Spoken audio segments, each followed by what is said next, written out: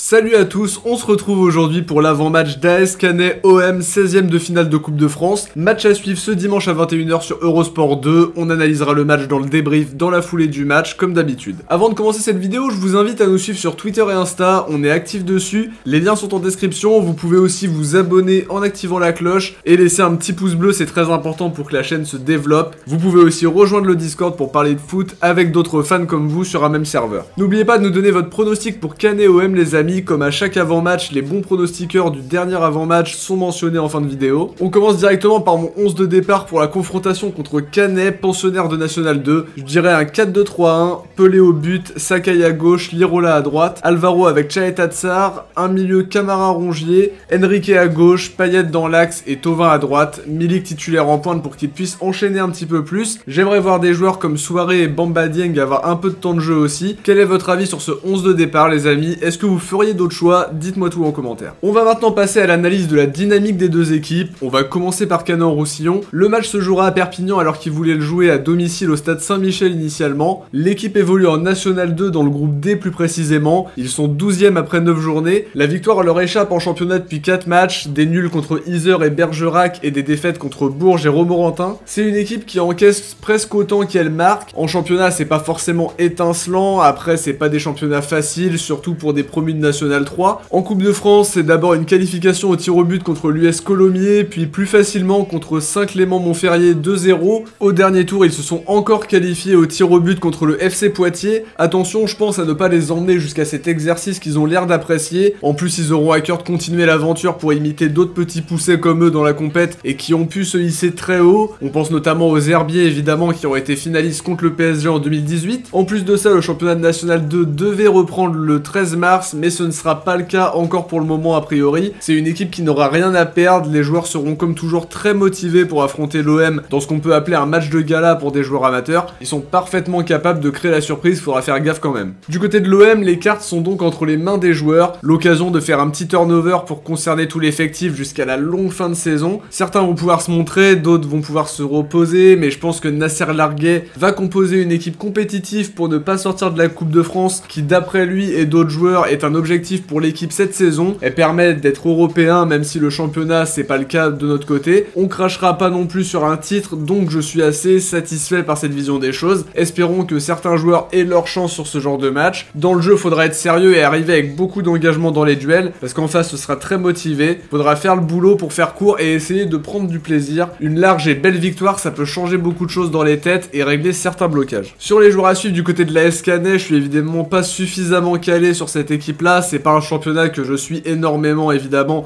mis à part en ce qui concerne l'OM pour voir les jeunes. Je m'y suis intéressé un petit peu seulement pour Canet et le joueur qui me paraît être prédominant dans cette équipe, n'hésitez pas à me corriger pour ceux qui suivent le club de Canet, vous serez plus à même que moi de me le dire, mais je dirais Toufik Ouadoudi, milieu de 26 ans qui est le joueur le plus utilisé pour l'instant à l'AS Canet, co-meilleur buteur avec Raphaël Pioton et ses 2 buts. Il dispute la plupart des minutes cette saison et sera sans doute important demain soir dans l'aspect défensif. C'est sa 3e saison depuis son retour en provenance du Puy Foot 43. Maintenant du côté de l'OM, je vais mettre une pièce sur Luis Enrique, qui peut engranger de la confiance en brillant contre une équipe supposée moins forte sur le papier. Sa technique et sa vitesse peuvent faire très mal à Canet. On passe maintenant au pronostic, je dirais une victoire marseillaise 4-0. Il y aura de la motivation en face, mais je pense aussi que du côté de l'OM, ils auront à cœur de prendre du plaisir sur le terrain, et s'ils jouent avec de l'envie, le match ne devrait être qu'une formalité. Mais attention, parce que si on est un petit peu trop suffisant, on peut se faire emmener jusqu'au tir au but. Là, ils sont à l'aise dans cet aspect, avec 2 qualifs en coupe déjà dans cet exercice